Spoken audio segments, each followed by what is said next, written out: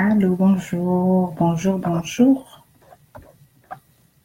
C'est maman Bricia. Comment ça va? Allô, allô. Bonjour, bonjour. On va terminer notre sujet. À propos de après la séparation, après la rupture.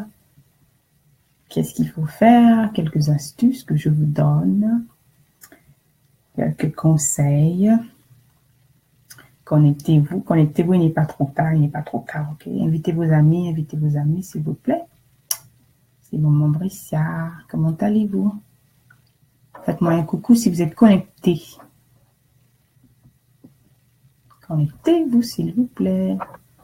On va passer un bon moment ensemble. Bonsoir, bonsoir à ceux qui sont connectés. Comment allez-vous? I'm excited. J'aurais terminé ça depuis longtemps, mais en fait, les circonstances de la vie, bref. Après la rupture, renaissance, préparation, bénédiction. Connectez-vous, s'il vous plaît. Coucou, tu m'entends? Cool, c'est bien. Et connectez-vous, entendre un peu, comment allez-vous? Faites-moi savoir comment vous allez. Et moi, je vais bien, je vais très bien. C'est un samedi béni. Tous les jours, c'est une bénédiction parce que c'est une nouvelle opportunité, une nouvelle chance que Dieu nous accorde d'être sur la terre. Donc, nous sommes bénis. Alors, invitez vos amis, s'il vous plaît. Invitez vos amis, s'il vous plaît. Nous allons continuer le premier point que j'ai commencé au cours de la semaine. Et pour des raisons indépendantes de ma volonté, j'ai dû arrêter le live. Et désolée, ce sont les choses de la vie. Donc, je reviens aujourd'hui pour la deuxième partie. Après la rupture. Et j'ai appelé ça comme ce point, la renaissance, la préparation et la bénédiction. Donc, invitez vos amis. Je vais attendre qu'il y ait un peu plus de personnes qui se connectent. Si ça me dit. Merci beaucoup. J'espère qu'il te bénisse et partage-les. Merci beaucoup, Yvan. Merci d'être là. Merci, ça me touche beaucoup. Invitez amis parce que le sujet est très important. Le sujet est très... Ce sont des choses auxquelles on ne parle pas souvent, mais en fait, comme on dit, il y a des moments, il y a des gens qui sont là et quand on voit pour un message, il faut l'exécuter, quoi. Voilà, votre servante, votre sœur, votre petite maman, comme vous voulez. Je suis là à votre service. J'aimerais vous parler de la deuxième partie de la rupture. Après la rupture, quelques idées. Ok, on va commencer. La première partie qui a été interrompue, je parlais de la rupture. Qu'est-ce que c'est la rupture? Je vais résumer un peu. Pour ceux qui n'étaient pas là pour la première partie, de partager la vidéo et inviter vos amis, s'il vous plaît. Je parlais de la rupture. Qu'est-ce qu'il faut faire? Qu'est-ce que la rupture? Nous avons donné comme définition la rupture. À un moment, c'est comme une cassure, c'est un lien qui se brise, c'est quelque chose qui est très difficile. Donc, pendant cette rupture, la rupture, généralement, quand on parle de rupture, quand ça se rompt, ça se casse, généralement, cette rupture ne se fait pas de façon simple, sans laisser de cassure, sans laisser de frissure, sans laisser, coucou ma chérie, comment vas-tu? Partage la vidéo, s'il te plaît, merci de te joindre à nous. On parle de la rupture, les conséquences de la rupture, les effets de la rupture, et je vous donne quelques astuces, comment move on, comment aller de l'avant, comment recommencer sa vie sur d'autres plans, en fait, just let it go. Donc, je parlais de la définition de la rupture. La rupture, c'est généralement un moment très douloureux de nos vies. Ceux qui n'ont pas encore eu ça, c'est bien pour vous. Si vous n'êtes pas passé par là, c'est très bien. Si tout se passe bien dans votre vie, c'est super. Beaucoup d'entre nous ont passé ce moment, ont vécu ce moment, et ça n'a pas toujours été quelque chose qu'on prévoyait à passer dans la vie, parce que généralement, avec qui on on ne se met pas, surtout quand tu es une fille sérieuse. Je parle des filles sérieuses, je parle des hommes sérieux parce que c'est hommes et femmes. Et généralement, lorsque tu te mets avec une personne, tu te dis, OK, c'est quelqu'un avec qui je vais passer ma vie, vous faites les plans ensemble, vous vous organisez, c'est-à-dire que ta vie tourne autour de cette personne-là, qu'il soit mâle ou femelle, OK? Vous avez des projets ensemble, vous avez des idées communes, plus ou moins. Voilà quoi, donc ta vie tourne autour de ça, tes objectifs tournent autour d'elle ou de lui. Tout ton petit univers, c'est seulement ce gars-là. ou cette jeune fille ou cette jeune dame, bon, ta tête tourne parce que tu es amoureux, tu tombes amoureux, ok? Aujourd'hui, on sait qu'on ne tombe pas amoureux, on choisit d'aimer, on aime, ok? Mais voilà quoi, donc c'est ce moment en fait, lorsque l'autre vient te dire, ok, it's over, c'est fini, l'autre vient te dire, généralement avec un bon sourire, que c'est terminé. Mais toi, la personne qui est là, tu te dis, waouh, qu'est-ce qui se passe? C'est comme si on te versait, j'utilisais un exemple terre à terre, on te versait de l'eau glacée sur toi, le monde s'effondre, comme disait Chinois HB, ok, tout va mal, tout d'un coup, parce que tu ne t'y attends pas. Je ne pense pas qu'on te prévient un mois à l'avance que bon, le mois prochain à cette date, we're gonna break up, c'est-à-dire que ça sera fini. Non. Donc, c'est quelque chose, généralement, la rupture qui prend de court, qui nous vient à un moment où on ne s'y attend du tout pas. Et ça arrive, quoi. Généralement, la personne qui le fait, ben, elle est préparée. Il y a toujours une personne qui est là en train de pleurer, qui se demande, mais qu'est-ce que j'ai fait? Qu'est-ce qui se passe? Pourquoi, comme tu te poses des questions, quoi, parce qu'on vient de te le dire à toi. Et puis bon, c'est rare que la rupture, généralement, soit des deux côtés ou que deux personnes, hein. Il y a des cas où deux personnes, je n'en connais pas beaucoup. Il y a des cas où les deux personnes décident de vraiment, de se séparer, quoi. Et puis bon, c'est terminé, on s'entend pas. Et puis bon, chacun a son cas, ok? Je parle du cas où la rupture se fait de manière involontaire et de manière juste, comment dire, brusque, quoi, du côté de l'un ou de l'autre, ok? C'est quelque chose où il y a un généralement qui n'est pas d'accord, qui n'est pas prêt, et l'autre généralement prêt. Donc je parle de ce genre de rupture. Je ne parle pas de rupture, de séparation dans lesquelles les deux personnes ont un commun accord. Donc, c'est un moment difficile de nos vies, ceux qui l'ont traversé, ils savent, surtout lorsque tu aimes la personne là, surtout lorsque tu espérais passer du temps avec cette personne, surtout lorsque tu vivais avec la personne là ou pas. C'est-à-dire que c'est, comme on parle des liens d'âme, vos âmes sont liées, vos âmes ont été liées. C'est un moment très difficile dans ce passage-là et le vivre. Il faut vraiment atteindre une certaine maturité pour pouvoir surmonter cette étape de nos vies. D'autres personnes qui sont fragiles, ben, elles se donnent la mort. Il y a des gens où elles prennent quelque chose et puis, mais si tu tombes dans le noir, en fait, comme on dit, c'est une période très noire de ta vie. Ben, et j'ai donné, en fait, les premières étapes. Que faire pendant ce moment-là? La première chose à faire, si tu n'as pas assisté à la première vidéo, s'il te plaît, va regarder, mais je le répète encore, c'est de reconnaître, en fait, que c'est terminé. OK? Lorsque tu reconnais que c'est terminé, tu acknowledge that it's over, c'est bien pour toi, tu te dis, OK, voilà quoi, tu reconnais que la relation est terminée, c'est dur à réaliser, tu prends le temps qu'il faut prendre pour pleurer, pour, je ne sais pas, faire le deuil, comme on dit, si deuil, parce que personne n'est mort, c'est la relation qui est morte, mais tu acceptes que c'est terminé. À partir du moment que tu acceptes que c'est terminé, tu vas à la deuxième étape. Tu réalises que, OK, c'est terminé, c'est fini. OK? Tu t'assois. OK? Généralement, je te conseille de prendre un cahier, un livre, quelque chose dans lequel tu écris. Tu te fais un examen de conscience. OK? Tu fais un examen de conscience et tu te poses certaines questions clés. Qu'est-ce qui n'a pas marché, généralement? Qu'est-ce qui n'a pas été, pourquoi, tu te poses des questions en fait, tu fais un examen de conscience, tu poses des questions de pour et de contre, qu'est-ce qui n'a pas marché, qu'est-ce que j'ai fait, tu te poses des questions en fait, pourquoi la rupture, parce qu'il faut que tu saches, et c'est important de savoir pourquoi la rupture, pourquoi il y a rupture, c'est rupture, ok, c'est très important de faire ça.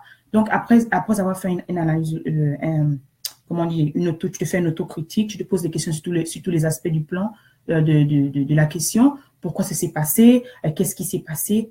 Tu dois, à la troisième étape, oui, que sinon, merci Seigneur, gloire lui soit rendue pour sa multiple façon de répondre à des questions qu'on se pose. Merci, amen, papa, merci, que Dieu soit béni, qu'il te bénisse aussi. Oui, c'est-à-dire que tu te demandes, une fois tu acceptes que, parce qu'il faut réaliser, la première étape, c'est de réaliser que c'est terminé. Parce que tant que tu ne réalises pas que c'est terminé, tant que tu n'acceptes pas que c'est terminé, la personne n'est plus là, parce que toi, tu pleures, la personne est déjà en train de faire, elle a recommencé déjà généralement sa vie, ou elle est en train de faire autre chose, en fait. Et toi, tu restes là pour pleurer, tu ne réalises pas que c'est fini, elle ne reviendra plus. OK, elle ne reviendra plus.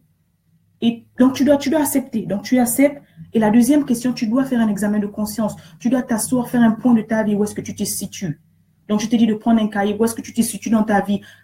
Redéfinis tes priorités. C'est la troisième étape. Tu dois redéfinir tes priorités parce qu'avant, tes priorités étaient celui ou celle, tes projets étaient avec elle ou avec lui. Maintenant que tu es seul, tu dois redéfinir tes priorités en tant que singleton, comme on dit, en tant que tu penses que tu es seul, mais tu n'es pas seul, Dieu est avec toi. Et on parlera de ça à la suite. Donc, tu te dis que, OK, tu es seul au monde, tu dois définir tes priorités, tu dois changer ta manière de penser. OK? Tu dois changer ta manière de penser, tu dois changer tes plans, en fait. Tes plans doivent être redéfinis. Tes plans doivent être redéfinis. Donc, quand tu finis cette étape-là, troisième étape, tu fais ton autoconscience, ton examen de conscience. Tu dois accepter, tu dois reconnaître ta part de responsabilité. Parce que généralement, ce qui se passe, c'est quoi? On te dit, même si quelqu'un va te poser la question, mais pourquoi vous êtes séparés? Oh, c'est lui ou c'est elle qui a décidé de rompre avec moi. C'est elle qui a décidé, elle qui m'a laissé tomber. Ou c'est celui qui m'a laissé tomber. Mais on oublie, des fois, on ne se rend pas compte que c'est un truc à deux, en fait. C'est deux personnes qui étaient ensemble. Et lorsque la décision arrive, chacun a sa part de responsabilité. OK? Chacun a sa part de responsabilité. Donc, tu dois reconnaître ta part de responsabilité dans cette affaire-là. OK? C'est très important parce que c'est facile de lancer la pierre ou bien le caillou ou bien d'accuser l'autre que c'est de sa faute. Mais il faut aussi reconnaître sa part de responsabilité. Et c'est là où la maturité arrive. Tu dois être mature, assez mature pour dire, OK, j'ai ma part. Qu'est-ce que j'ai fait, dit ou ne pas fait pour que la relation ne marche pas ou que la relation marche? OK? J'ai posté ce matin, par exemple, j'ai demandé, OK, la relation est comme une fleur. La relation est comme une fleur et comme une plantation. Il y a des choses qu'il faut faire. Il y a des choses qu'on apprend avec l'âge, avec le temps et avec les événements qui arrivent. On entretient une relation. On entretient une plante. Si tu ne l'entretiens pas, elle meurt. Si tu ne la nourris pas, elle meurt. Et je vous envoie les idées. Je vous ai demandé comment il faut entretenir la relation. Qu'est-ce que vous faites? Généralement, ces sujets, je ne sais pas pourquoi, généralement, chez nous, les francophones, on les trouve tabous. Mais ce sont des sujets qui minent les sociétés. Et aujourd'hui, surtout les jeunes, ceux qui sont venus après nous, ils tombent dans certaines situations qu'on se demande pourquoi, parce qu'ils n'ont pas de guide. Ils n'ont pas de guide. Il n'y a personne qui est là pour vraiment prendre le temps de leur parler. Ils n'ont pas de grands frères, ils n'ont pas de grandes sœurs. Et c'est pour ça qu'on voit tout ce qui se passe dans nos sociétés, en fait. Les gens ne sont pas du tout guidés, les gens ne sont pas du tout suivis. Et on voit ce qui se passe. Quand si toi, tu as la chance ou tu as eu la chance, mais bien gloire à Dieu. Mais il y en a qui n'ont pas eu cette chance, qui n'ont pas cette chance aujourd'hui et qui toujours tombent dans ce genre de choses, en fait. Donc, lorsque tu reconnais ta part de responsabilité, maintenant, après avoir redéfini tes priorités, après avoir renouvelé ta mentalité, tu dois te confier au Seigneur. Je te parle des raisons que je te parle, c'est par rapport à quelqu'un qui a accepté Dieu, une chrétienne. Je ne sais pas pour les hommes, mais je te parle de la chrétiennité, je te parle du chrétien ou de la chrétienne. Tu dois demander l'assistance divine. Seul, tu ne peux pas le faire. Je répète encore. Une fois, tu as fait un examen de conscience. Une fois, tu as reconnu que oui, c'est terminé. Une fois, tu t'es posé les questions, tu as pris ta part de responsabilité, tu as accepté et tu as essayé de reconnaître tes torts. Tu dois demander à Dieu de te guérir parce que la guérison ne se fera pas seule. Oui, peut-être il y a d'autres personnes qui vont aller, ils vont boire ou bien ils vont faire ceci, cela. Mais la première assistance, je te dis, la première assistance qui sera plus bénéfique pour toi, c'est d'aller demander au Seigneur de l'aide. Demande au Seigneur de t'aider par rapport à cette vie parce que c'est un moment très difficile. Un moment dans lequel tu te trouves seul. Tu penses que tu te trouves seul matériellement ou physiquement, tu es dans le noir, mais le Seigneur est ton réconfort. Le Seigneur doit être ton réconfort. C'est pourquoi je te demande de redéfinir tes priorités, de renouveler ta mentalité. Ok, oui, sinon c'est fini. Tu as pleuré, tu as fini de pleurer. Tu dis maintenant, Seigneur, je te confie ma vie. Seigneur, tu connais les raisons pour lesquelles ça n'a pas marché avec elle ou avec lui. Donc, tu dois demander au Seigneur maintenant l'assistance, demander au Seigneur l'appui, demander au Seigneur le courage de pouvoir tourner la page, parce qu'il faut d'abord tourner la page avant d'ouvrir une autre page. Donc, tu dois demander l'assistance du Très-Haut. C'est dans ces moments que tu dois repartir dans les prières. C'est-à-dire que tu dois redéfinir ta relation avec Dieu, doit devenir la plus forte possible, la première, la plus grande, parce que c'est de cette relation-là dépend de la relation avec les autres. Donc, ta relation avec le Créateur doit être renforcée, Parce que le moment où tu veux prier, tu prends ton psaume, tu commences à lire, tu commences à méditer sur la parole. Le moment où tu as envie de pleurer ou bien t'envoyer des passages, je te dis, protège ta tête, protège ce qui rentre dans ta tête. Parce que tes pensées négatives vont faire en sorte que tu vas tomber malade. Tes pensées négatives, non, je t'ai demandé de pardonner. Tu dois pardonner à cette personne-là qui est venue rompre à un moment de ta vie, qui est venue détruire comme venue. Non, elle n'est pas venue détruire. Peut-être qu'elle est venue te rendre service. Et on en parlera dans le moment de bénédiction. Donc, tout ce qui arrive dans notre vie arrive pour une raison. OK? Donc, demande au Seigneur, renouvelle ta conscience, renouvelle ta mentalité. Confie-toi au Seigneur. Confie-toi au Seigneur et demande au Seigneur de t'assister pendant ce moment noir de ta vie. Je te dis que si tu fais cet exercice, tu vas te rendre compte que c'est très important. Le Seigneur renouvellera ta mentalité. Le Seigneur te redonnera l'énergie dont tu as besoin pour pouvoir passer ce trouble noir de ta vie. Le Seigneur te donnera des idées nouvelles. Le Seigneur te ressourcera parce que tu te sens vidé, tu te sens trahi. Non, tu dois pardonner à cette personne-là. Oui, tu dois pardonner. Je ne te dis peut-être pas d'oublier, je ne te dis pas d'aller prendre le téléphone, de rappeler cette personne-là, non. Mais tu dois lui pardonner, c'est impératif. Parce que tant que tu n'as pas encore pardonné, la colère que tu as pour elle ne te permettra pas d'avancer. La colère que tu as pour elle ne te permettra pas d'avoir cette relation avec Dieu. Parce que pour avoir une relation limpide et pure avec Dieu, il faudrait que ton cœur soit pur. Quand je parlais dans une précédente vidéo du pardon, du pouvoir du pardon, c'est très important, mes amis. Pardonnons à ceux qui nous ont offensés. Tous les jours qu'on parle, quelle que soit la religion, le Notre Père, c'est une prière universelle. On dit à Dieu, pardonne nos offenses comme nous pardonnons à ceux qui nous ont offensés. Le Seigneur lui-même, il a pardonné. On lui a fait tout ce qu'il a fait, mais avant de partir, il a dit, pardonne-leur car ils ne savent pas ce qu'ils font. Donc la même chose tu dois faire à cette personne qui a décidé de rompre avec toi. Tu dois lui pardonner. Je ne te dis pas d'oublier, je ne te dis pas de prendre le téléphone, de repartir. Non, ce que je te demande, c'est de pardonner. Parce que ta relation avec le Seigneur doit être limpide. Le Seigneur t'a demandé de t'aimer toi-même, d'aimer tes ennemis. De t'aimer toi-même, d'aimer tes ennemis. D'aimer ton Dieu, d'aimer tes ennemis. Donc, tu dois lui pardonner. Tu dois pardonner à cette personne-là, libérer ta tête, libérer ton esprit et être en communion avec le Seigneur. Je te dis aussi un autre conseil, lorsque tu finis ça, tu dois chercher de l'aide, soit d'un prêtre, soit d'un grand frère, une grande sœur, quelqu'un, un coach qui est passé, quelqu'un qui est ton aîné, soit spirituellement, soit de manière hiérarchique, soit dans la famille. Tu dois chercher l'aide de quelqu'un. Quelqu'un doit t'aider à passer ce moment-là. Quelqu'un de toi doit t'aider à faire cette transition, en fait, dans cette nouvelle étape de ta vie. OK? C'est un moment difficile, mais tu ne peux pas le traverser seul. Je te conseille de ne pas le traverser seul. OK? Sinon, il peut prendre plus de temps ou il peut en fait créer d'autres choses dans ta vie auxquelles tu ne t'y attendais pas.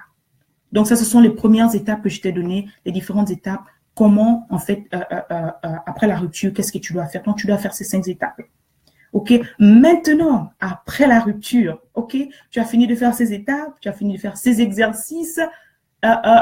By the way, ce n'est pas un monologue, je vous partage en fait mon point de vue et vous êtes libre de discuter, pas de discuter, mais vous êtes libre de donner vos opinions, vos avis, vous mettez tous les commentaires que vous voulez, ok? C'est libre, ok? C'est libre, ce n'est pas, non, c'est libre, ok? On est là tous les enfants de Dieu, on est là, ce qu'on fait c'est pour partager et pour aider les enfants. Tu n'es peut-être pas concerné, mais ton petit frère, ta petite sœur ou quelqu'un des tiens a besoin d'écouter ce message, ok? Donc, s'il te plaît, partage-le si tu peux le partager. Écoute-le avec ton enfant, avec ta sœur, avec ton frère qui peut en avoir besoin.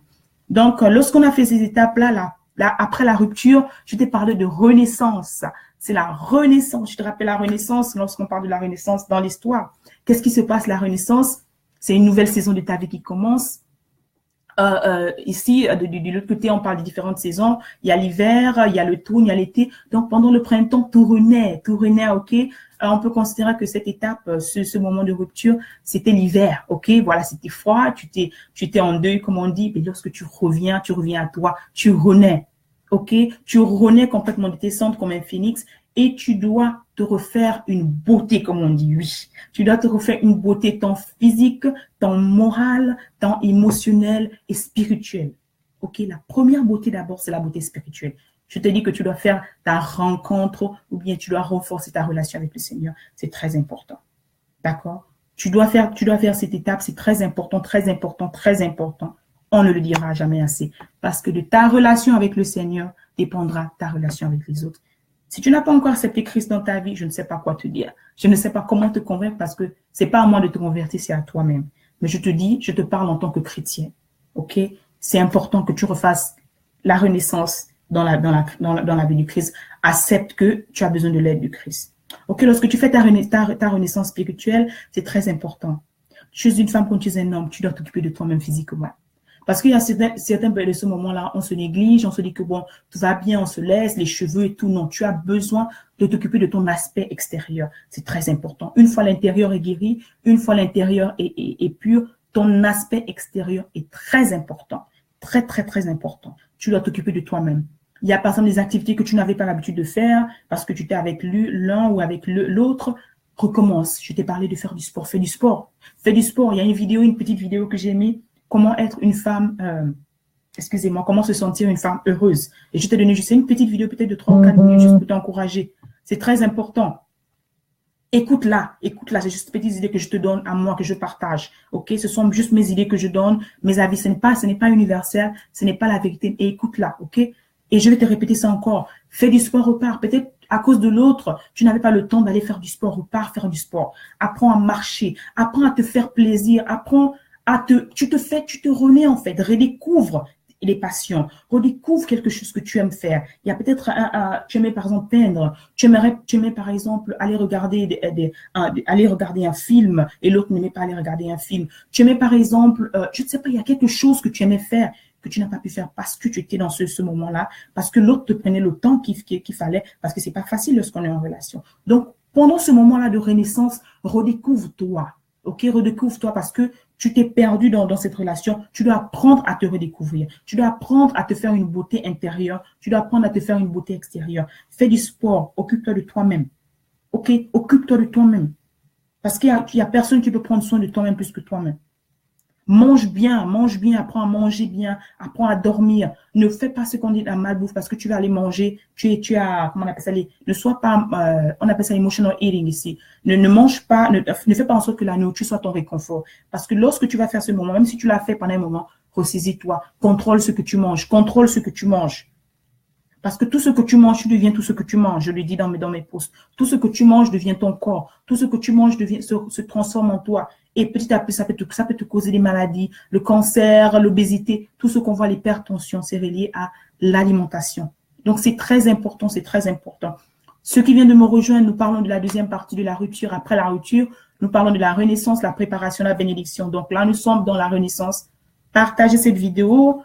Faites-moi un coucou, faites les commentaires au moment où nous sommes en train de parler. C'est un partage. Je vous donne ma petite expérience et je donne des idées, des petites astuces en fait qui vont éveiller. Mais vous êtes libre de donner vos avis, de vos idées et tout ça et de commenter après la vidéo, ok? Et surtout partagez-la. Donc, lorsque tu te refais une petite beauté physique, tu apprends à te redécouvrir. Tu apprends à, si tu veux, tu changes de garde-robe. Mais je ne te dirais pas d'aller faire, ne sois pas aussi emotional shopping.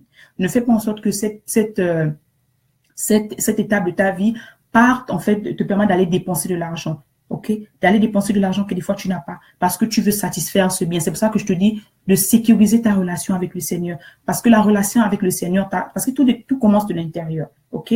Quand ton cœur est pur, tout va se ressortir. Quand ton cœur est guéri, tout va se ressortir. Tout va ressortir et tu seras plus épanoui. Donc, ne va pas faire des courses parce que tu veux juste combler ce vide, parce que tu penses à elle ou à lui. Non, ne le fais pas. Ne le fais pas. On l'a fait et ça a détruit beaucoup de choses. Ça n'a pas arrangé les choses. Donc, ne le fais pas. Je te conseillerais surtout de ne pas faire. Regarde ce que tu manges. Regarde ce que la manière que tu es en train de dépenser. Va faire du sport. Va dehors. Va marcher. Va découvrir un nouveau restaurant. Pas pour aller terminer tout le restaurant. Non. Va voyage si tu peux voyager. Change un peu d'environnement. Ça te fera du bien. C'est-à-dire que tu te refais une mentalité. Tu redéfinis ton environnement. Si tu aimes lire, va dans une bibliothèque, je te demande de venir à des bibliothèques, va dans une bibliothèque, apprends par exemple, set up new goals, c'est-à-dire que set up new goals, redéfinis tes mentalités, tes programmes. Dis par exemple, ok, bon, je n'avais pas l'habitude le samedi, par exemple, on allait faire ceci avec cela avec Georges ou bien Georgette, mais non, va à la bibliothèque, dis ok, ce mois j'ai envie de lire par exemple 3 nouveaux livres sur ce qui me passionne. Lorsque tu as découvert ta passion, mais tu vas à la bibliothèque. Au lieu de rester en train de pleurer à la maison, à te rappeler de celle ou celui qui t'a quitté. Non, va à la bibliothèque et lis. Utilise, toute une question d'énergie. Focalise cette énergie-là dans ta lecture, dans quelque chose qui te passionne. Tu verras, au début, ce sera pas facile. Je ne dis pas tout ce que je dis, je ne dis pas que c'est quelque chose de facile, mais c'est quelque chose qui se fait de manière progressive. Mais tu dois prendre une décision. Tout est question de décision. Tu dois prendre une décision. À partir du moment où tu as cette, ok, c'est fini. Tu te fais une autre figure. Tu te reconstruis en fait tes idées, tu reconstruis ton univers en fait. C'est-à-dire que tu vas à la bibliothèque et tu te concentres seulement sur ce qui te plaît. Je ne dis pas que tu vas pas te rappeler de l'autre non, c'est tout à fait normal parce que tu es encore un bébé, tu es encore la relation est encore fraîche, la rupture est encore fraîche. Mais c'est au fur et à mesure. C'est-à-dire que tu dois redéfinir les activités que tu faisais avec lui ou avec elle et refais toi tes propres activités à toi-même de sorte que tu puisses te régénérer. OK? Donc, c'est un moment de renaissance. C'est un moment de renaissance. Tu te redécouvres toi-même. Tu apprends à te connaître toi-même. Tu apprends à connaître ce que tu aimes, ce que tu n'aimes pas. Tu apprends, en fait, d'autres aspects que tu ne savais pas. Tu peux décider, OK, ce mois-ci, je vais aller visiter une autre vie. Tu es seul. Tu as ton argent, tu fais ce que tu veux avec. Tu n'as plus de compte à rendre à qui que ce soit. Et tu te fais un plan. C'est mieux encore si tu n'as pas d'enfant, c'est même super. Donc, tu fais quelque chose. Si tu es au travail, après le travail, va prendre un pot seul. C'est-à-dire que tu dois apprendre à être avec toi-même. Tu dois apprendre à redécouvrir toi-même. Va au cinéma toute seule ou tout seul. Va dans un restaurant tout seul. Va faire je ne te demande pas d'aller faire du magasin si tu n'en as pas besoin, mais je te demande d'aller faire les lèches-vitrines. Juste pour changer ta vision, en fait. Ne reste pas à la maison à te morfondre devant la télé. Non, sors. Lorsque tu sors, tu vois comment tes nerfs vont se libérer. Lorsque tu sors, tu te rafraîchis la mémoire. OK, c'est la renaissance. Tu redécouvres d'autres paysages. Tu te fais d'autres amis. Je ne dis pas des amitiés qui vont aboutir. Non. Pendant ce moment de renaissance, tu te reconstruis en fait, tant moralement, et émotionnellement et physiquement. Donc, c'est très important. C'est très, très, très important. Tu vas à la bibliothèque, tu fais tes recherches. OK? On parle des différents aspects. Tu fais tes recherches. Qu'est-ce qui me passionne vraiment? Qu'est-ce que j'aimais faire avant? Parce qu'il y a des moments où on ne se rend pas compte. Mais lorsqu'on aime, des fois, on tue nos passions, en fait, par amour. Des fois, on tue notre destin par amour. Des fois, on oublie nos intérêts par amour. Donc, quand ces ruptures arrivent, cette renaissance-là doit te permettre de régénérer les idées qui étaient mortes pendant ce moment où tu étais avec l'autre, si on peut le dire, et apprendre à te redécouvrir, apprendre à redécouvrir une nouvelle passion en toi. Ça peut être le dessin, ça peut être la musique, ça peut être l'écriture, ça peut être tout, tout, tout, tout.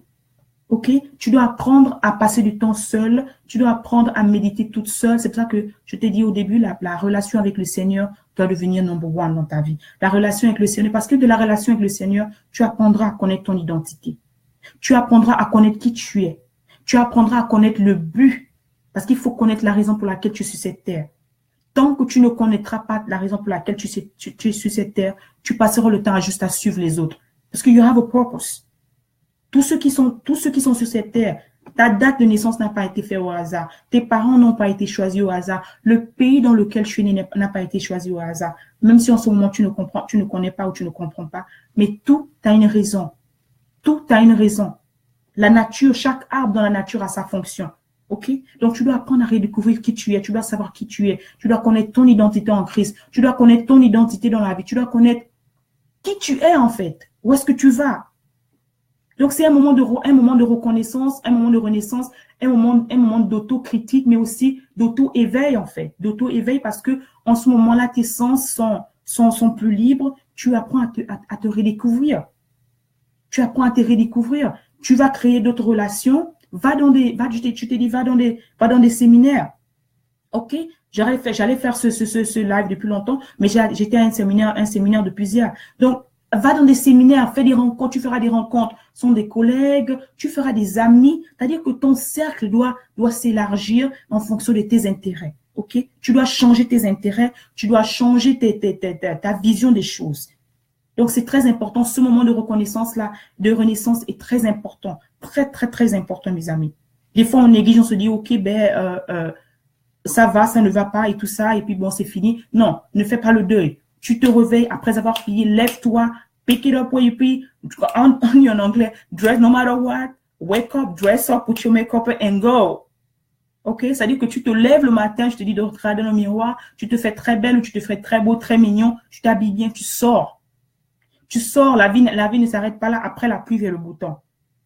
Après la pluie vient le beau temps. C'est un moment de ta vie. Ne fais pas qu'une petite saison de ta vie redevienne fasse en sorte que non, ça te pourrit la vie. Non. Ce sont des erreurs qu'on a commises. Peut-être pas des erreurs, je ne dirais pas des erreurs parce que tout est là pour nous apprendre. C'est l'école de la vie dans laquelle on est.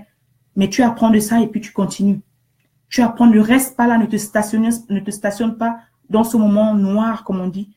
Non. L'autre pour qui tu es en train de pleurer, il a déjà move on, ou elle a déjà move on. Toi, tu es là, tu pleures.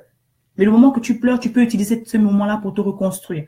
Le moment pendant lequel tu pleures, tu peux l'utiliser pour te refaire une identité en Christ, dans la société et tout. Donc, c'est très important. Pendant ce moment de renaissance-là, apprends à renforcer ta relation avec le Seigneur. Apprends à prendre soin de toi-même, tant sur le plan émotionnel, sur le plan physique, c'est très important. Occupe-toi de toi-même, occupe-toi de ta personne. OK? Prends soin de toi, dors. Quand tu as fini de pleurer, parce que si tu ne dors pas, tu passes le temps à prier, tu vas créer encore d'autres problèmes. Tu vas créer d'autres maladies ça ne fera pas en sorte que elle ou lui reviennent.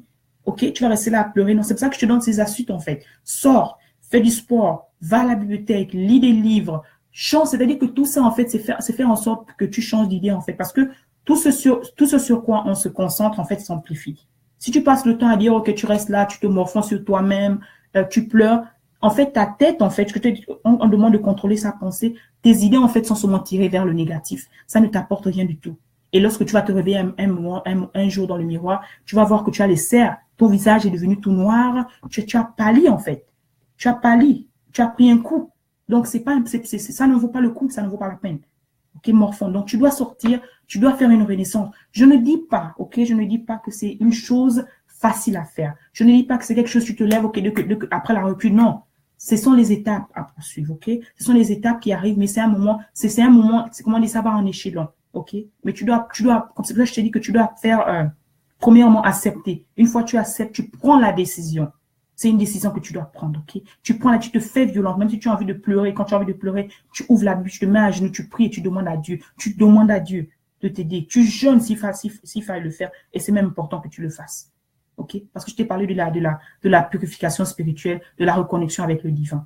Et l'un des moyens aussi, c'est par le jeûne. C'est très important de le faire.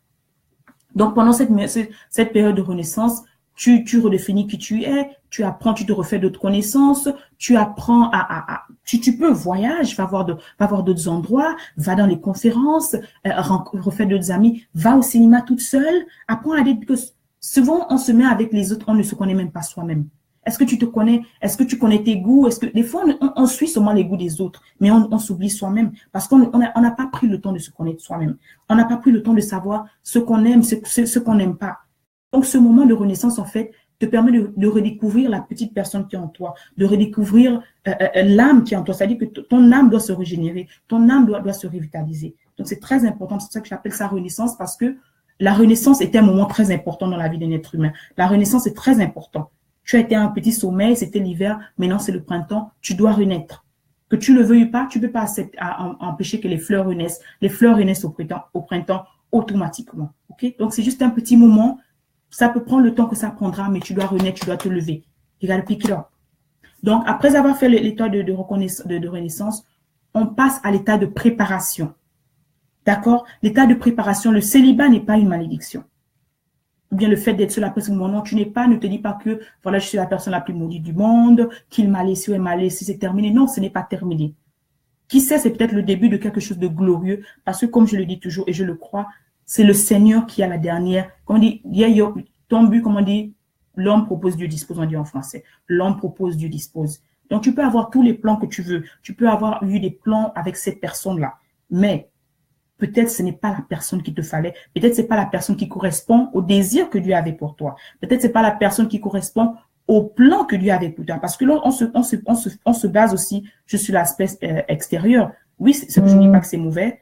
On rencontre quelqu'un et on veut être avec la personne et tout parce qu'elle nous plaît.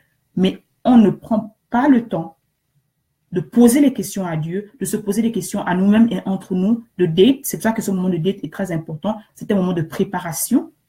On ne prend pas le temps de connaître la personne avec qui on est. Et plus tard, on se rend compte que il y a des conflits, en fait, parce que on a des intérêts opposés, totalement opposés. On a des pensées opposées. On a comment on appelle ça? Des pensées opposées. On a des principes, en fait, qui ne concordent pas du tout. Je ne parle même pas du point de vue de la culture. Parce que généralement, quand les principes ne concordent pas, la culture ne peut pas concorder. La religion, c'est autre chose, c'est une île tellement séparée.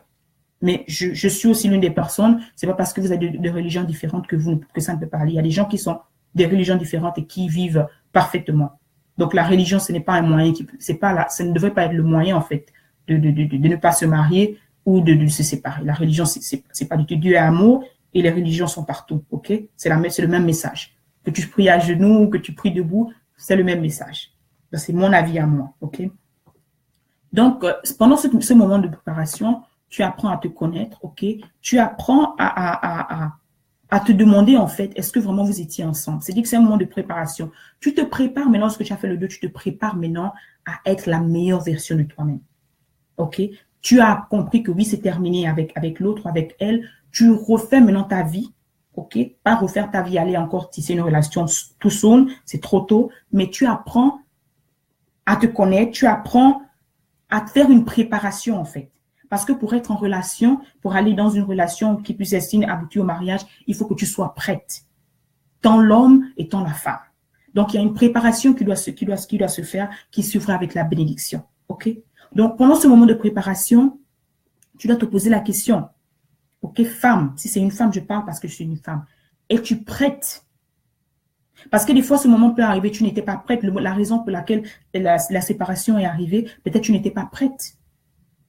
Disons-nous la vérité. Des fois, on se met dans les relations, on se dit, OK, c'est juste tic au tac, peut-être c'est juste des besoins émotionnels ou des besoins charnels et tout. Et puis, on se rend compte que c'était pas la personne. On se rend compte que tu n'aimes pas la manière à laquelle elle dort, ou tu n'aimes pas la manière à laquelle elle mange, tu n'aimes pas la manière à laquelle elle s'habille, tu n'aimes pas la manière avec laquelle elle te parle, tu n'aimes pas. C'est-à-dire qu'il y a tellement de choses qu'on découvre à la suite que normalement on devait découvrir au début, pendant cette période de préparation, et on n'a pas pris le temps de se préparer, on saute ce moment dans la relation. Donc, ce moment, en fait, te prépare pour la prochaine relation, parce que c'est pas la seule relation que tu dois avoir et c'est pas la fin du monde, en fait. C'est-à-dire, je te dis, la préparation. Donc, en tant que femme, ou bien tu te poser la question générale, est-ce que on avait des plans communs? Quels sont les plans? Il faut savoir si vous avez des plans communs avec cette personne. Il faut savoir si tu es prête à perdre une partie de toi, parce que lorsque tu te mets avec l'autre, il faut savoir que tu perds quelque chose de toi. Tu te mets avec cette personne parce que tu veux quelque chose, il y a un plan. Il faut savoir, est-ce que si c'est une femme pour toi, demande à cet homme-là, est-ce qu'il a une vision? Je t'ai mis dans quelques pauses, je t'ai dit, OK, choisis, épouse un homme qui a une vision, n'épouse pas un homme qui a de l'argent. Parce que l'homme qui a de l'argent peut ne pas être mature et l'argent peut disparaître. Pas disparaître comme ça, l'argent peut finir en fait et il devient pauvre parce qu'il n'a pas su manager ça, il n'a pas bien su s'occuper de ça et il devient pauvre en fait, l'argent s'en va. Alors que lorsque tu épouses un homme qui a une vision, il a un plan pour votre vie, il a un plan pour sa vie, parce que l'homme, c'est la base. Je parlerai de ça lorsque je parlerai du côté des hommes. Donc, c'est très important de comprendre cet aspect-là. Il faut une préparation, la femme. Es-tu prête? Sais-tu le rôle, sais-tu la place de la femme dans la société? Sais-tu ta place auprès de l'homme? Si tu es un homme, demain après-demain, tu as appelé à être marié. Est-ce que tu connais tes responsabilités? Est-ce que tu connais ta place, en fait? Es-tu prêt à être maman? Es-tu prêt à être soumise à ton mari, parce que la Bible nous parle de soumission de la place de la femme. Je parle d'abord du côté de la femme. Es-tu prête à assumer ce rôle de femme au foyer? Es-tu prête à assumer ce rôle de maîtresse de maison? Es-tu prête à maintenir un foyer? Es-tu prête à entretenir une relation? Es-tu prête à être la conseillère de ton mari? Es-tu prête à être la meilleure amie de ton mari? Et tu sais dire qu'il y a beaucoup de choses en fait. C'est pour ça que la période de préparation est très cruciale. Parce que lorsque tu sors de cette relation, il est bon, en fait, généralement, de rester, en fait, un moment, je ne dirais pas éloigné du monde, mais que tu te mettes, en fait, des bases. C'est pour ça que tu dois te préparer. Tu dois te forger une mentalité, en fait, pour ne plus pouvoir retomber soit dans les mêmes erreurs, ou bien retomber dans le même type de gars, ou bien de fille. Donc, tu dois te préparer, en fait. C'est pour ça que je dis que non, tu dois redéfinir tes priorités. Tu dois savoir quels sont tes principes, parce qu'il faut avoir des principes. Il y a des femmes qui n'ont pas de principes. Il y a des femmes qui n'ont pas d'identité, en fait. Quelle est ton identité? Il y a des femmes qui n'ont pas de valeur, qui ne connaissent pas leur valeur. Femme, est-ce que tu connais ta valeur? Est-ce que tu connais la raison pour laquelle Dieu a endormi Adam pour que tu naisses? Tu as été tiré de la côte de quelqu'un. Tu as été tiré de la côte de quelqu'un. Il y a une raison spécifique pour laquelle Dieu t'a choisi, toi, en tant que femme, pour être celle qui va porter, qui va engendrer l'humanité. Il y a une raison parce qu'il y a des femmes qui ne connaissent pas leur rôle. Ou elles se disent, OK, je suis... Non. Es-tu prête à assumer ce rôle-là? Es-tu prête à assumer ce rôle? Parce qu'il y a des questions qu'il faut te poser, en fait. Oui, je veux une relation. Le but de la relation, le but du mariage, l'un des buts fondamentaux, c'est la création. Es-tu prêt à créer une nation? Il faut te poser ces questions. Si tu n'es pas prêt à être mère, tu n'es pas prêt à ce que ton corps se transforme. Parce que ton corps va se transformer du bon côté ou du mauvais côté. Es-tu prêt à ce changement? Ce sont les questions qu'il faut te poser. Est-ce que tu connais ta valeur? Est-ce que tu connais tes valeurs, la personne avec qui tu es en train de te mettre, là où tu vas te mettre, il faut savoir qu'elle sache ta valeur. Est-ce que toi-même, tu connais ta valeur? Ce sont des questions à se poser, en fait. Est-ce que toi-même, tu connais ta valeur? Est-ce que toi-même, tu t'aimes? Parce que des fois, on se dit, oui, en tant que femme, on va aller prendre quelqu'un et tout, et on va chercher l'amour de cette personne-là et tout. Mais non. Est-ce que toi-même, tu t'aimes? Parce il faut t'aimer toi-même. Est-ce que toi-même, tu te connais? Est-ce que toi-même, tu te connais? C'est pour ça que je dis qu'il faut te connaître toi-même. Il faut apprendre à savoir qui tu es. Il faut avoir ton identité en Christ. Est-ce que toi-même, tu te connais en tant que femme? Donc, il y a beaucoup de questions dans cette période de préparation-là. Sur le plan intellectuel, tu dois être une femme épanouie. Tu dois être une femme cultivée. Et encore, quand je parle de culture, je parle de, oui, il y a le plan scolaire, oui, c'est bon d'avoir les diplômes. Mais ton mari, ton futur mari, n'épousera pas tes diplômes, il t'épousera toi. Je me répète encore, ton mari ou ton futur époux n'épousera pas ton diplôme. Donc, ne viens jamais vers un homme et dis, OK, là, pendant les premiers débats de date, comme on dit, des rencontres, lorsque tu seras prêt, tu seras préparé. Ne dis pas à un homme, oh, j'ai un PhD ou j'ai un master ou bien 3 masters. He doesn't give a damn. C'est pas ce qu'il veut, en fait. Il veut une femme qui est préparée. Est-ce que toi, tu es préparé? Pendant ce temps, je te demande de faire une préparation, tant émotionnelle, tant spirituelle. Est-ce que tu connais ta valeur? Est-ce que tu connais ton identité en Christ? Est-ce que tu sais le rôle et la place d'une femme dans la vie d'un homme? Es-tu prête à être une femme au foyer? Tout ça, ce sont des questions en fait qu'il faut se poser en fait. Quels sont les plans? Tu arrives, tu ajoutes. Es-tu prêt à... Parce que la femme, le rôle de la femme est l'aide en fait de l'homme. Es-tu prête à venir à aider cet homme en fait à accomplir sa mission sur la terre? Es-tu prêt à être la compagne de quelqu'un? Lorsqu'on dit compagne, c'est compagne. Es-tu prêt à être la compagne de quelqu'un? Es-tu prête à perdre une partie de toi? Es-tu prête à investir dans ta relation? Tout ça, ce sont les questions qu'il faut te poser. Parce qu'on choisit d'aimer. On ne tombe pas amoureux, on choisit d'aimer. L'amour, c'est un choix. Es-tu prête à le faire? Es-tu prêt à donner de la valeur à ton foyer? Donc, pour une femme, c'est toutes les questions qu'il faut savoir. Il faut savoir. Il faut que tu saches t'occuper de toi-même, c'est important. Il faut que tu te développes mentalement. Quand je dis d'être un rat de bibliothèque, tu dois lire. Parce qu'il faudrait qu'à un moment, tu aies des conversations tant avec ton mari. Si tu reçois des gens à la maison, il faudrait que tu sois une femme cultivée. Je ne te dis pas de t'arrêter. L'époque des romans photos est terminée, ma chérie. En dehors des romans photos, là, oui, c'est bien. Mais de quoi on peut parler? Tu dois connaître le mari celui avec qui tu dois connaître son boulot, tu dois connaître ses intérêts, tu dois le connaître, tu dois connaître ce qu'il aime. Tu dois connaître son langage. Est-ce que tu sais ce qu'il aime? Est-ce que tu sais ce qu'il n'aime pas? Est-ce que tu connais son plat préféré? Si tu sais préparer, ce qui sera un bonus. Je ne dis pas que c'est un impératif conscient, parce qu'il y a des femmes qui savent préparer, mais qui n'ont pas de mari. Donc, aujourd'hui, ce n'est plus un impératif conscient. Mais il y a des choses, en fait, il y a une préparation qui se passe, en fait. Il y a une préparation qui se passe. Es-tu prêt à investir sur ta relation? Sur tous les plans? Es-tu prêt à mettre tes genoux à terre lorsque ça ne va pas? Parce que tu dois prier. Tu dois être une femme vertueuse. As-tu des vertus? Es-tu patiente? Es-tu tolérante?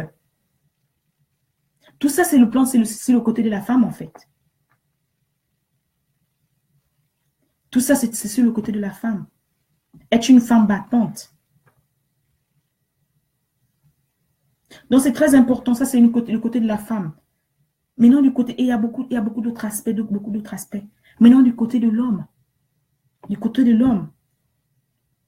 Es-tu prêt, toi? Parce que c'est une période de préparation, tu dois te poser des questions. La première chose qu'un homme a besoin avant une femme, Dieu t'a donné le jardin d'Éden. Dieu t'a donné Éden. Éden, c'est quoi? Éden, c'est juste une image. Éden, c'est une représentation. Éden, c'est ton paradis, mais le paradis, il est terrestre. C'est pas en haut, c'est pas après la mort. Le paradis, c'est maintenant. Les choses dont on ne parle pas à l'église, le paradis, c'est maintenant. Est-ce que tu es prêt à mettre ta femme à l'aise chez elle? Es-tu prêt à faire es-tu prêt à lui construire un paradis, en fait? Parce que je t'ai dit, dans ce dernier, mais pose tout ce que tu donnes à la femme, elle le multiplie. Si tu aimes ta femme, parce que c'est ce que Dieu te dit, aime ta femme comme tu aimes l'église. Mais ta femme te sera soumise. Parce que c'est une conséquence. Es-tu prêt à l'aimer comme Dieu aime l'église? Homme. Es-tu prêt à prévoir un foyer pour elle? Parce qu'il faut qu'elle ait un foyer pour qu'il y ait du feu. Il faut qu'il y ait un foyer. Sais-tu ton rôle en tant qu'homme? Sais-tu ton devoir en tant qu'homme? Dieu t'a donné un corps plus fort généralement que le nôtre, pas pour opprimer la femme, mais pour la protéger. Es-tu prêt à la protéger au péril de ta vie? Ce sont des questions que tu dois te poser en tant qu'homme. C'est pour ça que je dis que la première relation, en tant que la femme et l'homme, c'est d'abord la relation avec le Seigneur. Lorsque tu as cette relation avec le Seigneur, les principes, parce qu'on se marie, l'erreur qu'on fait aujourd'hui, les gens se joignent sur le monde, sur le, comment dire, le code pénal, le code marital, mais on devrait se marier selon les règles du royaume. Parce que le royaume, ce sont les règles, c'est dans la Bible. On devrait se marier selon les lois de l'Église. Parce que lorsqu'un homme respecte les lois de l'Église et il sait que oui, c'est lui la fondation, la base, parce que l'homme est la base. On t'a dit oui, c'est toi le chef, mais c'est toi le socle. C'est toi le pilier de la maison. La société veut te faire croire que tu n'as pas d'importance parce que la femme travaille, tu travailles, ou bien parce que la femme est plus diplômée que toi. Ça n'a rien à voir. Le rôle traditionnel et la position traditionnelle de la femme, c'est pas à Dieu que la femme à qui Dieu a donné la révélation, non. C'est toi qui as eu autorité, c'est toi à qui on a donné l'autorité de donner les noms à tous les animaux de la terre. C'est pas à la femme. C'est la raison pour laquelle toi, tu es considéré comme le chef de la famille. Donc ta base doit être solide. As-tu une vision pour ta famille? As-tu une vision pour ta femme, pour ta maison? Quels sont tes plans de vie? Qu'est-ce que tu veux faire dans la vie? Ce sont des questions que tu dois te poser en tant qu'homme. Où est-ce que je vais? Parce que si tu ne sais pas où tu vas, mais tu vas te perdre, tu vas juste suivre les autres. Sais-tu la raison pour laquelle tu es créé? Connais-tu ton but sur la terre? As-tu découvert ton but? Je ne te parle pas des diplômes, que tu vas aller à l'école, si l'instruction est normale, mais je te dis, est-ce que tu as découvert ton but? Parce que ton but, ton purpose, comme on dit, ta vision, ton don, sais-tu ce que tu as? Parce que chacun de nous a un don. En tant qu'homme, tu as un don spécial en dehors de tes devoirs. Est-ce que tu connais ton don? C'est très important. Il y a des choses, en fait, quand je parle de la préparation, elle est complète, tant sur le plan physique, sur le plan émotionnel. Oui, c'est très important. Tu dois aussi t'occuper de toi-même. Parce que ta santé doit être importante. Si tu n'arrives pas à t'occuper de toi-même quand tu es single, tu ne pourras pas maintenir un foyer. De nos jours, on peut dire c'est un bonus si un homme sait préparer. Ce serait vraiment bien. Moi, j'ai un frère et j'ai étudié, appris à préparer. Tous les hommes de ma famille préparent, il n'y a aucun problème. C'est romantique, même un homme qui prépare. Apprends à faire des petites choses pendant que tu es étudiant ou pendant que tu ne sais jamais qui tu vas aller. Peut-être c'est toi qui vas apprendre à ta femme à préparer. Il n'y a rien de mal là-dedans. Est-ce que tu es prêt pour ça? Est-ce que tu es prêt à être un père? Parce que être père, c'est une responsabilité très lourde. Es-tu prêt à être un père? Es-tu prêt à donner ta présence, pas tes présents? Es-tu prêt à donner ta présence à tes enfants?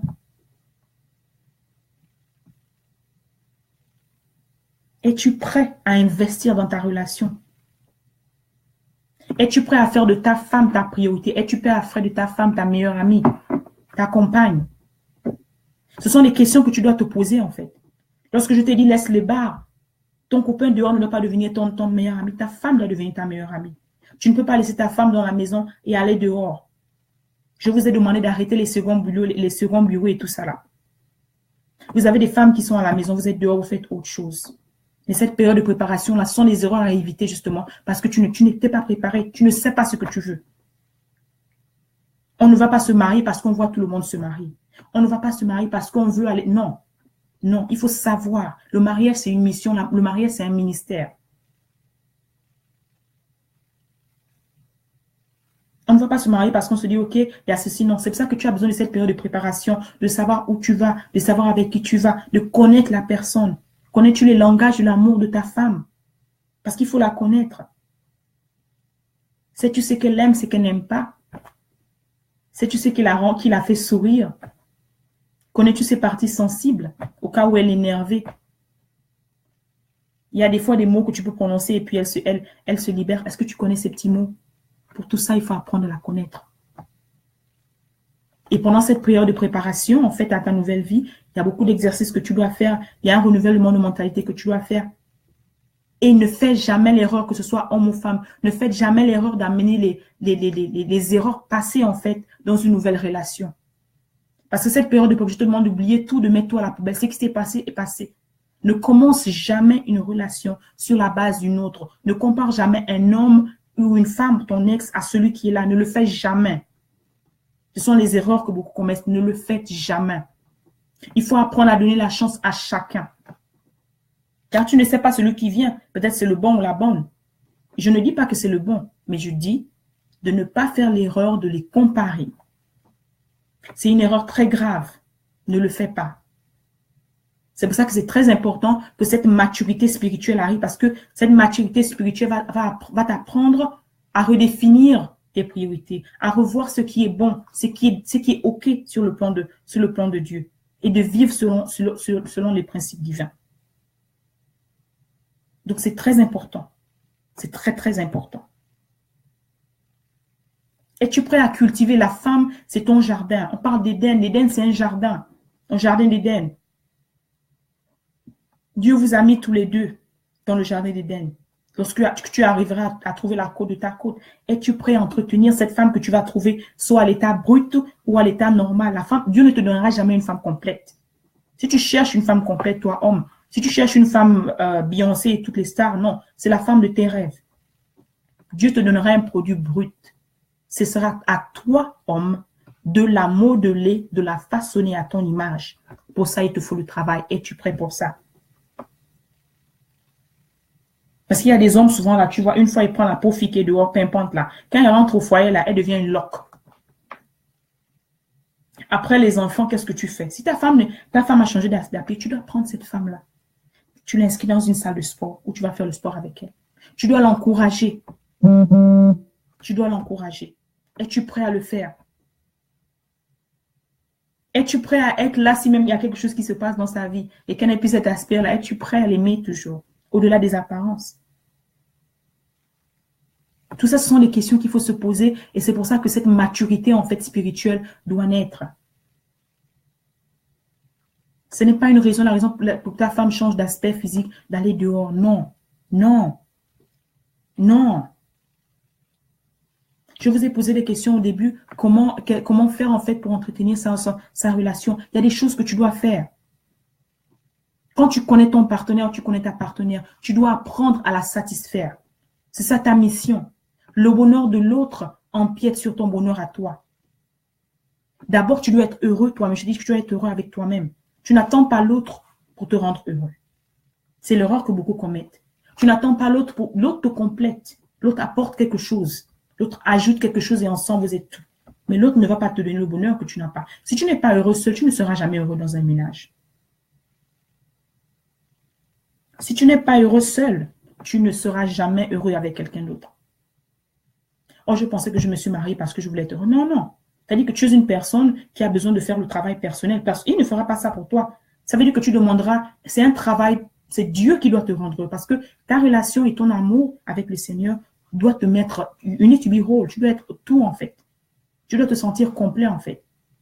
Parce que c'est une mission que tu viens accomplir sur la terre. Mais pour ça, tu dois te sentir, tu dois être digne de cette responsabilité-là, en fait. Tu dois être apte de cette responsabilité. C'est pour ça que tu dois te préparer. Tu dois te sentir belle et beau. C'est important que tu complimentes ta femme. C'est très important. La femme a besoin d'attention. C'est pas normal que tu sortes de chez toi, tu n'arrives pas à complimenter ta femme ou ton épouse ou ta copine, mais que tu ailles dans le bureau et que tu complimentes la secrétaire. C'est pas bon. Non, ne le fais jamais. Si tu peux même fermer les yeux, tu regardes et tu passes. On pêche en pensée, en parole, en action, mais les yeux aussi, tout ce qui est ouvert là, ça nous fait pécher. C'est pour ça que tu dois tisser cette relation avec ta femme, avec ta copine. L'amitié là, parce que l'amour ne suffit pas. L'amitié permettra en fait que lorsqu'il n'y a pas il y a des choses dures, des moments difficiles, vous avez des sujets de conversation, vous avez des choses qui vous gardent ensemble. Parce que c'est une décision. Ceux qui sont restés mariés pendant 45 ans, non. Hein. C'est pas parce qu'ils s'aiment, non. L'amour ne suffit pas. Ils ont décidé d'être ensemble. Ils ont décidé de garder leur mariage. Ils ont découvert d'autres choses pour maintenir cette relation-là. Et c'est ce sur quoi tu dois te préparer. Es-tu prêt pour ça? Es-tu prêt pour ça? Femme, as-tu des attributs d'une reine? Es-tu une reine en toi-même? Apprends pendant cette période de préparation. La femme, tu dois te développer. Tu dois développer la douceur. Il y a des qualités de reine que tu dois développer. Tu dois développer la patience, la bienveillance. Il faut que tu les découvres. Il faut que tu développes ces qualités-là. Es-tu prête?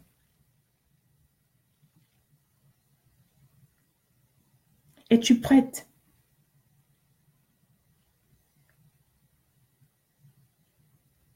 C'est très important, c'est très important. L'homme, tu dois créer une atmosphère harmonieuse dans la maison. C'est à toi de construire ton foyer. C'est à toi de polir cette maison-là. La femme ornera avec les bébés et tout, mais c'est toi qui lui as apporté ce support. Donc, une fois tu as la relation avec le Seigneur, tu dois avoir un boulot. Tu dois avoir le Seigneur, le boulot, ensuite chercher la femme. La femme doit te trouver avec ça. Mais il y a des moments aussi où tu n'as pas de boulot, où tu te cherches et tu as une vision. Il faut avoir une vision. Parce qu'il y a des femmes qui peuvent t'épouser, tu n'as pas de boulot si tu es chanceux. Parce qu'elle a cru en toi, elle a vu quelque chose, un potentiel important. Elle va t'épouser. Il y a des hommes qui se sont mariés, qui étaient sans boulot. Et après, ils ont trouvé le boulot. Parce que le mariage, la fin, c'est la bénédiction. Et c'est ce sur quoi Dieu veut qu'on aspire, en fait. Qu'on soit heureux. Dieu ne nous a pas appelés, ne nous a pas mis sur cette terre pour être malheureux, non. Dieu ne nous a pas mis sur cette terre pour passer le temps à pleurer, non. Il nous a dit, multipliez-vous, soyez féconds. Aimez-vous, multipliez-vous, soyez féconds. Parce qu'il faudrait que la génération se reproduise. Il faudrait qu'il y ait des fils. Il faudrait qu'il y ait des chefs de famille. Donc, c'est important, c'est une bénédiction. Et ici, comme on dit, je dis que c'est à toi de créer la femme, mais non pas dans Éphésiens 5, 6, verset 22, on parle de la famille chrétienne. Je vais vous lire ce petit passage-là, et peut-être on va terminer par là. On parle de la femme, soyez soumis chacun à votre mari. Quand tu as fini cette table de préparation, que tu es prête à rencontrer l'homme de ta vie, il faudra que tu aies ces qualités-là. Femme, sois soumise à ton mari comme au Seigneur, car le mari est le chef de la femme, comme le Christ est le chef de l'Église, qui est son corps et dont il est le sauveur. Ça, c'est la femme. Marie, et il s'adresse aux hommes, Marie, aimez chacun votre femme, comme le Christ a aimé l'Église. Et c'est ce qu'il donne aux hommes. Marie, aimez chacun votre femme, comme le Christ a aimé l'Église, et s'est livré lui-même pour elle, afin de la sanctifier. Sanctifier quoi? L'Église. Sanctifier quoi? Ton environnement. Sanctifier quoi? Ta femme. Ta femme doit devenir ta priorité numéro 1. Si tu n'es pas prêt encore de faire d'une femme ta priorité numéro 1, ne la prends pas pour femme. Si tu as encore les idées à aller dehors et chercher, non, ne la prends pas, ne prends pas de femme. Tu dois avoir cette maturité-là doit sortir. Quel que soit ce que je vous ai dit, quel que soit ce que la société nous dit ou vous dit, que c'est OK d'avoir les deux. Non, tu perds ton énergie, tu dépenses ton énergie pour rien, tu éparpilles ton corps et tout ton corps, qui est le temple de l'esprit. Non. Il n'est pas normal que tu puisses aller dormir dans différents lits. C'est pas normal. Donc, tu dois aimer ton corps à l'église comme Dieu aime l'église. C'est très important. Et c'est livré pour lui-même. Tu dois être prêt à protéger ta femme. Tu dois être prêt à donner ta vie pour ta femme. Car la femme, elle est faible. Ce n'est qu'une côte de toi. Elle est tirée de toi. Et il poursuit afin de la sanctifier, après l'avoir purifiée par l'eau et les paroles. Après l'avoir purifiée par l'eau et les paroles. Pour faire paraître devant lui cette église glorieuse, sans tache, ni ride, ni rien de semblable, mais sainte et sans défaut. De même, les maris doivent aimer leur femme comme leur propre corps. Celui qui aime sa femme s'aime lui-même. Jamais personne, en effet, n'a haï sa propre chair, mais il la nourrit et en prend soin comme le Christ le fait pour l'Église, parce que nous sommes les membres de son corps. Donc, ce verset-là résume en fait tout. Donc, une fois que tu as fini cette préparation, tu dois rentrer dans la bénédiction. C'est-à-dire qu'avant de faire quoi que ce soit, avant de signer quoi que ce soit comme contrat, tu dois être tu dois être pur. Tu dois avoir renouvelé ta mentalité en Christ. Tu dois avoir pardonné. Tu dois avoir oublié et accepté ça. Et tu dois toi-même t'être reconstitué. Et tu dois te poser toutes les questions que je t'ai dit. Et ensuite, accepter ce contrat-là que Dieu te donne. Dans Éphésiens 5, 6, versets 22 à 29, à 30. Tu dois le savoir. Il te dit, femme, sois soumise. Femme, es-tu prête à être soumise? Lorsqu'on parle de soumission, c'est pas que tu vénères ton mari, non. La soumission dont on parle, et lorsque la femme se soumet, la femme se soumet à l'autorité divine qui est en lui. Parce que c'est à l'homme en qui Dieu a dit, tu as l'autorité, le pouvoir de donner les noms à tous les animaux de la terre. Et c'est l'homme aussi qui te donne ce nom de femme. Parce que quand un homme te dit, c'est ma femme, mais il te donne. C'est lui en fait qui choisit ce mot femme. Cette fois-ci, elle est la chair de ma chair, les os de mes os, je l'appellerai femme. C'est l'homme qui a dit femme, car elle a été tirée de moi. Donc la soumission, quand on parle de soumission de la femme, lorsque tu es prête à une femme, à être une reine elle se soumet au roi. Tu dois te soumettre, ton corps ne t'appartient plus, rien ne t'appartient plus en fait. Mais tout ça, pour l'accepter et pour que tu ne sois pas une femme rebelle, ou une femme qui veut d'une égalité qui, ma foi, pour moi, n'existe pas, parce que ce n'est pas une affaire d'égalité, c'est une affaire de complémentarité. C'est une affaire de complémentarité, quel que soit ce que la société veut nous dire. C'est une affaire de complémentarité, pas d'égalité. On ne va pas dans une relation où on ne va pas en mariage parce que tu veux être égal à quelqu'un ou parce que tu veux te comparer à quelqu'un ou parce que tu veux faire une compétition. Si tu vas avec cette idée de compétition, tu vas échouer. Si tu vas avec cette idée que oui, on doit être égal, oui, on doit parler le même langage, tu vas être, ça va, je te dis déjà, ce sera la ruine. Donc, c'est pour ça que je te demande de préparer, tu dois te préparer mentalement. Je parle de renouvellement de mentalité. Ça doit se faire. Il faudrait qu'on accepte et qu'on comprenne que le mariage dont le Christ nous parle, c'est un mariage sur le plan divin. Mais que lorsqu'on prie notre Père, on dit que ta volonté soit faite sur terre comme au ciel. Donc Dieu nous donne ces principes divins que nous devons reproduire parce que le royaume qu'il veut, c'est le royaume céleste et le royaume céleste doit être représenté sur la terre. C'est le but de Christ. Mais pour que cela soit fait, il faudrait que chacun de nous comprenne son rôle et sa place. Dieu te demande d'être soumise, femme, à son autorité, à l'autorité divine de ton mari. D'être soumise, il y a des femmes qui sont là dehors, qui respectent le prêtre, qui vénèrent le prêtre, qui vénèrent l'archevêque, qui vénèrent tout homme là dehors. Mais ton homme qui est à la maison, tu lui manques de respect. Ton homme qui est à la maison, tu lui parles comme si c'était ton petit enfant de 5 ans. Non! La première autorité, c'est l'autorité qui est dans ta maison. C'est Dieu qui te dit d'être soumise. Tu n'as pas le choix, c'est un devoir qui te dit, tu dois être soumise à ton mari, tu dois lui obéir. Tu ne peux pas prendre des décisions sans qu'il n'en soit au courant ou sans qu'il ait donné son aval. S'il dit non, c'est non. Si tu dois négocier, mais il y a des manières de négocier. Ce n'est pas une question d'égalité, non. Tu ne peux pas venir faire l'autorité dans la maison de quelqu'un. Tu n'es pas l'autorité. L'autorité, c'est ton mari parce que c'est Dieu c'est Dieu qui lui a donné cette autorité-là. Ce n'est pas toi l'autorité, la femme. Maintenant, pour des pantalons, c'est vrai, c'est juste une nature figurée, mais ça ne veut pas dire que tu dois prendre la chaise et t'asseoir sur la tête de ton mari, non. Lorsqu'on parle de soumission, tu dois te soumettre à cette autorité divine et Dieu accepte la condition. Parce que les hommes, souvent, ils oublient ça. Pour la condition que cette femme soit soumise à toi, homme. La condition sine qua non. Pour que tu aies cette autorité, parce que l'autorité, je t'ai dit dans certaines de mes pauses, l'autorité, le respect ne se demande pas. Le respect se donne, le respect se mérite. Homme, le respect se mérite. Tu veux que ta femme te respecte, il faut que tu l'aimes. Comme Dieu aime l'Église.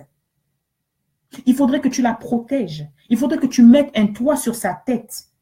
qu'elle se sente en sécurité. Il faudrait que tu remplisses ton rôle de père. Il faut que tu saches que ton intégrité est très importante parce que c'est toi la base de la maison. Il faudrait que tu le saches, homme. Il y a des petits qui sont en train de grandir, là, des jeunes. Vous êtes en train de grandir parce que vous suivez ce qui se passe à la télé. Je te dis d'arrêter les télévisions. Je te dis d'arrêter les chaînes de télévision. De ne pas te laisser influencer par tout ce qui se passe dehors. Parce que ce n'est pas la réalité. Tout est là. Le principe a été là dans Éphésiens 5, versets 22 à 30. Marie-toi en fonction des principes de l'Église. Marie-toi en fonction des lois divines, pas en fonction des lois des hommes. Le voisin va te dire que c'est OK d'avoir 2, 3 bureaux, je ne sais même pas comment on appelle ça encore. C'est normal. Tu vas voir ton ami faire ça et tu vas le suivre comme un bouc. Ta femme souffre. Tu la laisses à la maison parce que tu vas entretenir, tu vas faire des enfants dehors. Ce n'est pas normal. Et on se demande pourquoi notre société est en train de souffrir. Parce qu'on entretient la bêtise. On entretient le péché. On entretient l'impudicité.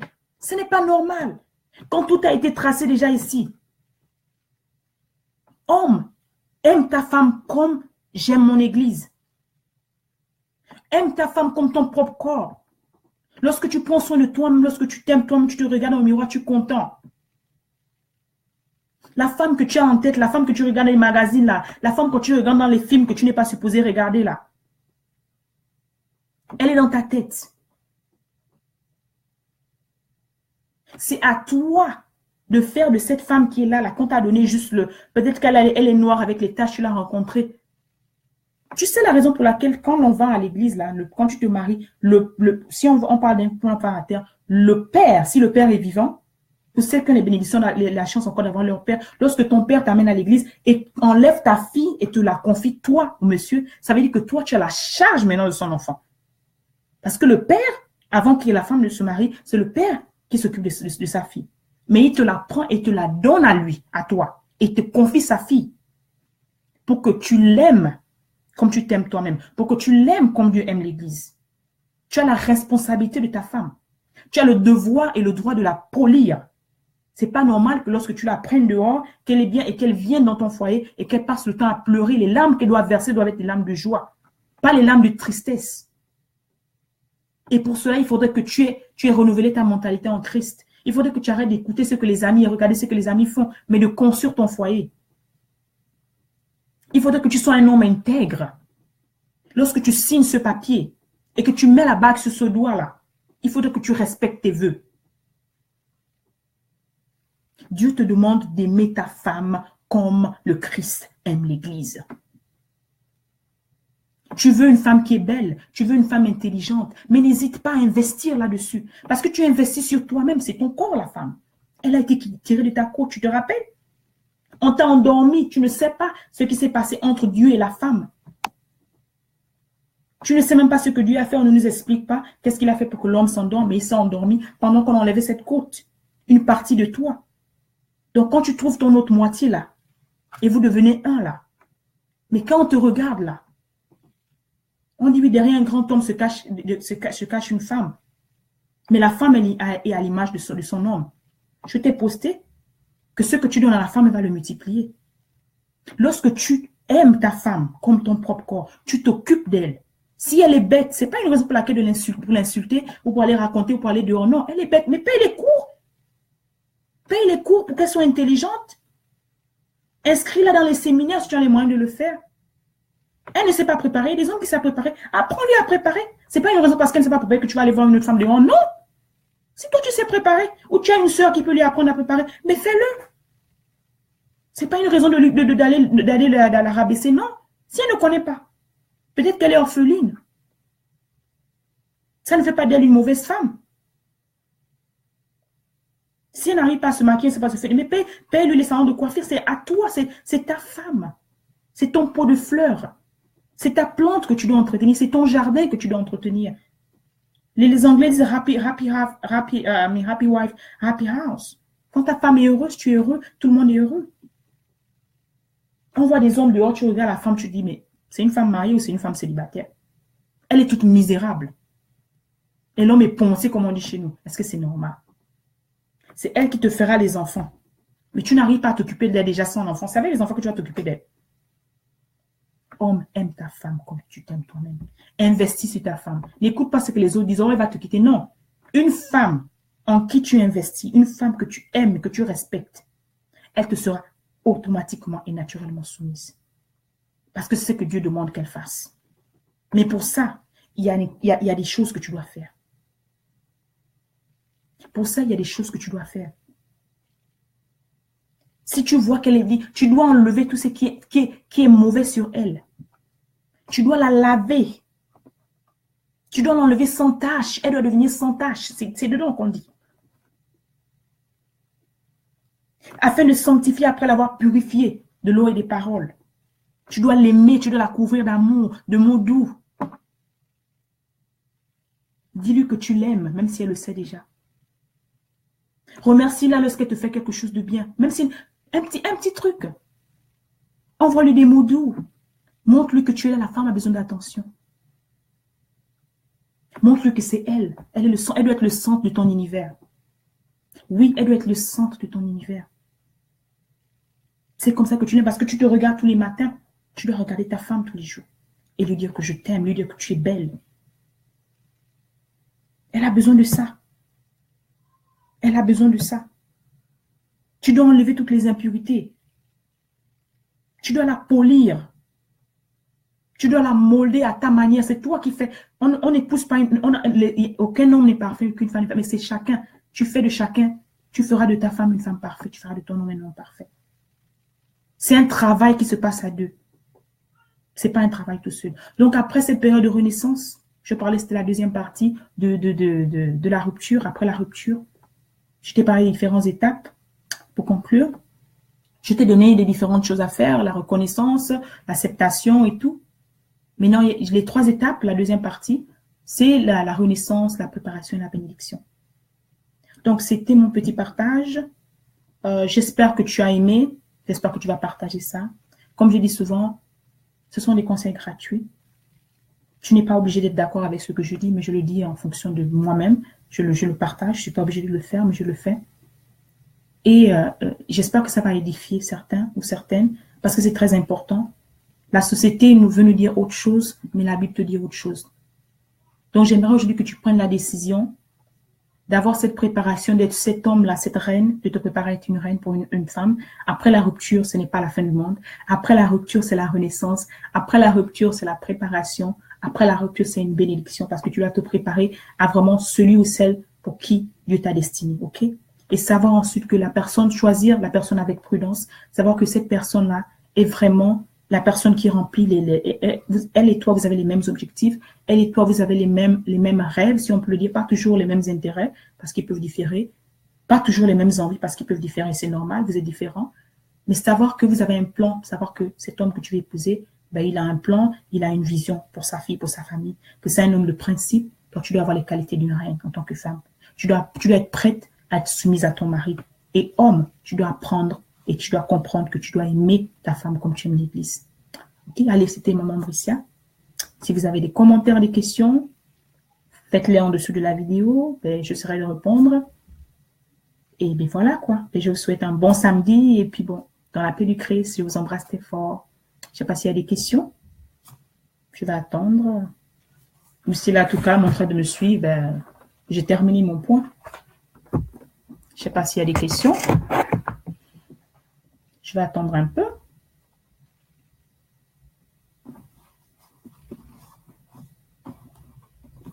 Renouvelons nos mentalités, renouvelons nos mentalités. Cette génération a besoin de changer beaucoup de choses. C'est notre devoir. Changeons des choses, changeons notre manière de voir les choses. Je ne dirai jamais assez. Apprenons à nous pardonner, apprenons à pardonner. Apprenons à vivre selon les lois divines, selon le royaume de Dieu, et pas le royaume des hommes. Ne nous laissons pas berner par tout ce qui se passe dans la société. Si vous avez des enfants, demain après-demain, ils seront des pères, ils seront des mères. Éduquez-les à vivre selon les lois divines. C'est très important. Sinon, la société va en perte. Et ce n'est pas les objectifs de Dieu. Dieu veut construire un royaume sur terre. Lorsqu'on dit notre Père qui est aux cieux, que ta volonté soit faite sur la terre comme au ciel. Il veut que nous soyons heureux. Dieu ne nous a pas envoyés sur la terre pour être malheureux. Dieu ne nous a pas envoyés sur la terre pour vivre dans les ruptures éternelles, pour être en train de pleurer. Non, Dieu veut te voir heureux, ma soeur. Dieu veut te voir heureux, mon frère. Mais pour cela, il te faudrait une préparation. Pour cela, il te faudrait un renouvellement de mentalité. Pour cela, il te faudrait beaucoup de choses. Il y a un travail à faire très important. Mais la base de toute chose, c'est la parole de Dieu. C'est vraiment la parole de Dieu. Confie ta vie au Seigneur. Confie-toi au Seigneur. Demande de Dieu. Je te dis, il n'y a pas tellement de livres pour les hommes, mais tous les principes sont dans la Bible. Il y a les hommes qui sont là, qui ont fait des fautes, qui ont fait tout, ils ont vu les conséquences. Alors, lorsqu'ils n'ont pas voulu vivre selon la parole de Dieu. On se demande les sociétés d'autrui, les sociétés dans lesquelles on vit, on regarde, se disent pourquoi ils réussissent? Parce qu'ils ont choisi d'être intègres. Ils ont accepté, ils ont pris des décisions et ils ont respecté leurs décisions. Lorsque tu fais un vœu, il faut savoir le respecter. Lorsque tu promets quelque chose à quelqu'un, il faut savoir le respecter. OK? Alors, prépare-toi bien pour avoir cette bénédiction-là. Pour bénéficier de cette bénédiction, il te faut une préparation. Après la guerre, ce n'est pas la fin de la vie. Après la rupture, ben, je t'ai dit tous les bénéfices qu'il y a. C'est très important. Mais tu dois passer par toutes ces étapes-là. D'accord? Ben, je ne vois pas de commentaires. Je vais m'en aller. C'est samedi soir. Et puis bon, je vous embrasse très fort. Soyez bénis, partagez cette vidéo. Et puis, vos commentaires sont la bienvenue. Je vous embrasse très fort et à un très prochain moment. Bisous. Bye bye.